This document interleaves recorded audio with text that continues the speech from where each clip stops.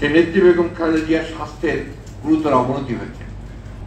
প্রকৃতপক্ষে আপনি এখন চতুর্দিকে সারা দেশের তাকান, শুধুমাত্র গণতন্ত্রের জন্য এত ত্যাগ স্বীকার এখনো করছেন, জীবনের ঝুঁকি নিয়ে করছেন, অর্থাৎ বন্দী হয়ে আছে, কোনো আপোষ করেন নেই।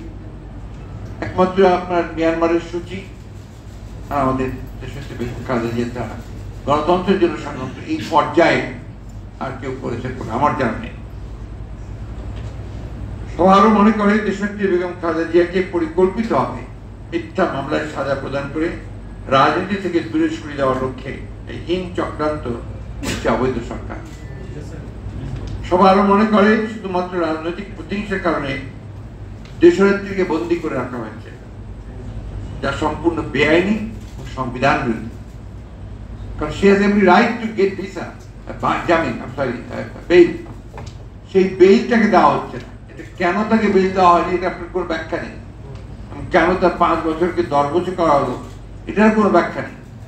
অনেকে বলে যে এটা ক্ষোভের কারণে হচ্ছে। ক্ষোভটা কিসে?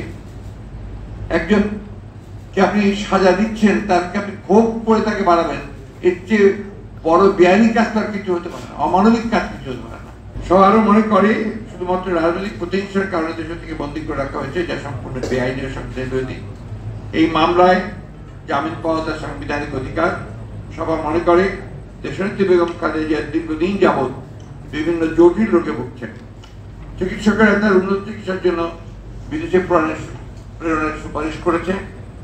দলের পক্ষ থেকে তাকে মুক্তি দিয়ে বিদেশে প্রেরণের দাবি জানানো হয়েছে। এমনকি পরিবারের পক্ষ থেকে 2 বার তার বিদেশে চিকিৎসার অনুমতি দেওয়া হয়েছে। কিন্তু অবৈধ সরকার তাদের ক্ষমতাকে চিরস্থায়ী করার লক্ষ্যে দেশনেত্রীকে হত্যার উদ্দেশ্যে উন্নত চিকিৎসা থেকে বঞ্চিত করছে। সবাই অনতিবিলম্বে দেশনেত্রীর নিঃশর্ত মুক্তি দাবি করা হয় এবং দেশনেত্রীর মুক্তির দাবিতে আন্দোলন গড়ে তোলার সিদ্ধান্ত নিতে হয়। সেই লক্ষ্যে অতি দ্রুত প্রয়োজনীয় কর্মসূচি প্রণয়ন করা হবে। আমরা হয়তো বা আগামীকালই আমরা আমাদের কর্মসূচি প্রদান করব।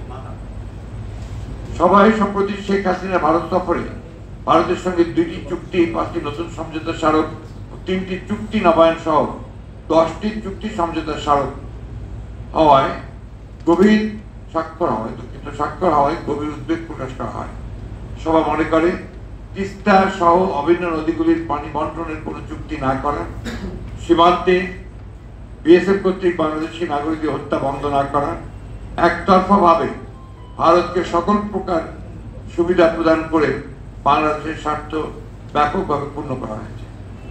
কানেক্টিভিটি নামে বাংলাদেশের অভ্যন্তরে ভারতের এক প্রান্ত থেকে আরেক প্রান্ত পর্যন্ত রেল যোগাযোগ, ডাক ও টেলি যোগাযোগের সমঝোতা, কৌশলগত অপারেশনাল খাতে সামরিক শিক্ষা সহযোগিতা, ঔষধ সংক্রান্ত সমঝোতা, বাংলাদেশের জলসীমায় ভারতের অবাধ বিচরণ, ভারতের ইন স্পেস, বাংলাদেশের ডাক ও টেলি যোগাযোগ মন্ত্রণালয়ের সমঝোতা, রেল মন্ত্রণালয়ের মধ্যে সমঝোতা, সমুদ্র বিষয়ক গবেষণায় 2 দেশের সমঝোতা ইত্যাদি সমঝোতাগুলোতে বাংলাদেশের স্বার্থ ক্ষুণ্ণ হয়েছে।